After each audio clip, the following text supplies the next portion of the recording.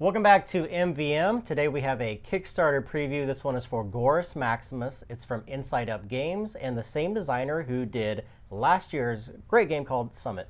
Yeah, this is from Connor McGooey and Inside Up, as Jeremy said. This is a comical yet gory take on a trick-taking game. And it's got some elements in it that we haven't seen in some of the other recent trick-taking games in the last couple years. It's pretty interesting. So the game is basically a card game, and in the box you're going to get 80 cards. These cards are broken into 5 distinct schools. Each school then is broken up into 16 cards, numbered 0 through 15. And you're going to use an X number of those cards depending upon how many people are playing in the game. And the game plays 2 to 8 players. Yeah, that's what's really interesting. You don't see a lot of trick-taking games that play up that high. We have seen that play down to 2 recently. But this gives you kind of the best of both worlds. One of the other interesting things is it doesn't have to be played in pure competitive form. You don't have to, well, you're going to play it competitively, but it's not just head-to-head. Yeah, you can play teams. You can play teams. So you can play 2 versus 2, 4 versus 4, or any combination here or thereof. And it's going to tell you in the instruction manual where each player is going to sit within the round. So to start the game, however, you're going to decide how many players are participating. Then you're going to look at a chart in the manual. It tells you how many cards and how many schools that you're going to use. We have a 5-player game setup, meaning we're using all 5 of the different schools, and we're using very particular numbers. So we're not using all 16 cards from each of the 5 different schools. Right, and that's noted in every single card in the bottom right-hand corner. It'll show you what player count is required. Like Jeremy said, we have all of them that are 2+, and then there's some cards that come into a much higher player count. Right, when you also look at the cards, it's going to have some card art done by the wonderful Kwanchai Moya. In the upper left-hand corner, it's going to give you the number of that card. The higher, typically, the better. Typically, that's how you're going to win the trick. Also, right below it, sometimes it's going to have a crowd favor. Sometimes it won't. These are the points you're trying to score through the course of the round, because once all the tricks are taken, the person that has the most crowd favor is going to win the crowd support. Yeah, the scoring in this game is interesting because you're not really gathering tons and tons of points and then adding to those points round after round.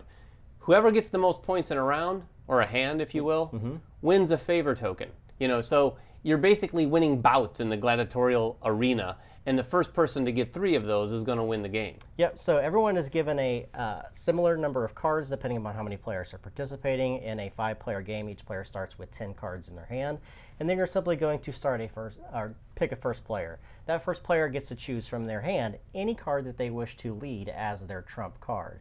Now, if you've played trick-taking games in the past, you kind of have an idea for how trick-taking games work.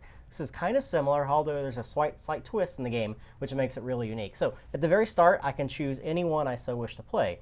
Say I decided to choose the 6 green, meaning that the player to my left typically will have to follow suit, meaning they also have to play a green card. You're also going to mark on here what suits you're actually leading with trump. Now, everything you see here is prototype, so these will actually be smaller and be able to fit on the card itself. But I'm putting the corner of it to denote that this is going to be a green trump for this hand. Yeah, exactly. The first player of the game gets to set trump with their very first card. And just like every round thereafter, players are going to have to follow suit, if you will, unless they want to change trump, which is something you can do in this game. So in this example we have set up here, Jeremy led with the green 6. The next player followed suit with the green 12. Now note the 12 is worth a point, so they're hoping, okay, maybe I'll take this thing. However, the third player played a blue 12. So what this effectively does is it doesn't change this hand per se, but it will change the green trump to blue immediately. So now the third player is winning this hand because he's trumped this. This player has to follow the initial suit played. You can't just pick up and play trump unless that's all you have. It's just like any trick-taking game in that respect. But the green 8 and the 8s in general should be noted, these are -4 points. So sometimes you want to slough off some cards. You definitely want to get rid of your 8. So that's what I've done here. And then I've put on the 9 green. That's the only one I had to get rid of it, even though it was 2 points. Yeah, so again, what you want to, there's 2 terms you need to know here. One's the initiating school, and one is the preferred school. Now, the initiating school is the very first card that leading player plays. The preferred school is the trump card, and that may remain the same for several hands that go around the table. And it's always going to be changed by something that follows suit with the same number. So there's some strategy on here when you want to match a card, which is called challenging. and when you want to just simply follow suit. And the example that we showed here for you guys is that Slough Off allows them to get rid of that -4 card and allow the player who won that particular hand to get -4 crowd favor at the end of the round. So when you look at this hand here, the winning player is actually the blue player because they changed the trump to blue, meaning he's going to collect all of these cards, and when you add these up at the end of the round, he's got -4 and 4, meaning that whole hand got him 0 points. Right, and he burnt a very high card to get there. Now, he was able to set trump, and that's another thing. When that preferred school is a certain color, the zeros will come into play.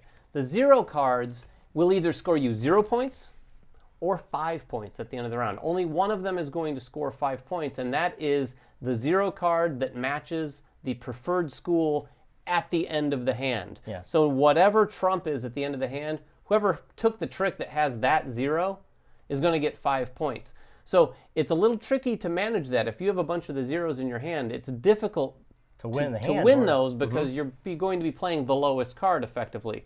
So you're going to be hoping to try to grab and pull those zeros out from other people's hands and get them into your tricks. Once that player was able to win that hand, they're going to lead for the next round. They don't have to play the blue preferred school. They can lead with any card that they so wish. And you're going to keep playing hand after hand until all players have burnt through all of their cards. At the end of that, they're going to lay out all the cards that they've won in the round and count up all the crowd favor that they have. The person with the most is going to win, and they're simply going to grab one of these tokens, which is going to set them on their course to victory. Now, if players are tied, they're going to share in that crowd support token. Right.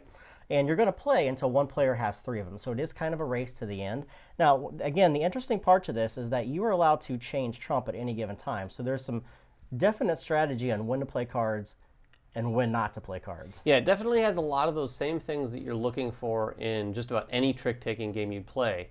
But like Jeremy said, the ability to change up trump, which we've seen in some other trick-taking games recently, but not exactly like this. The fact that you're able to match a number and so easily change trump potentially on any given hand, it can either happen a lot in a round, or it might not happen much at all. It all just depends on the player, so it's very player controlled. One of the other very interesting points about the game is that you're playing with an X number of cards depending upon the number of players.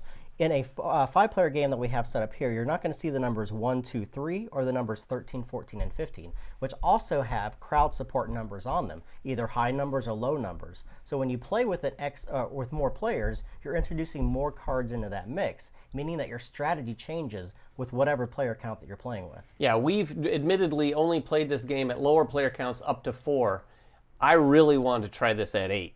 Like it'd be super interesting. I'd like to see all those cards in the mix. I'd also like to just experience an 8-player trick-taking game, which I haven't ever before. And as we said, you can also play this game as a team play, 2 versus 2, 3 versus 3, 4 versus 4, even 2 versus 1 versus 2, however you so wish, even with odd numbers. So this is Gorus Maximus, beautiful looking game from Inside Up Games, trick-taking game, 2 to 8 players, and very quick to play, plays in about 30 minutes for a full game. So if you guys have any questions about the game, make them in the comments below, subscribe to us, follow us on Twitter, like us on Facebook, everything else that we do, and we will catch you guys next time. Bye-bye.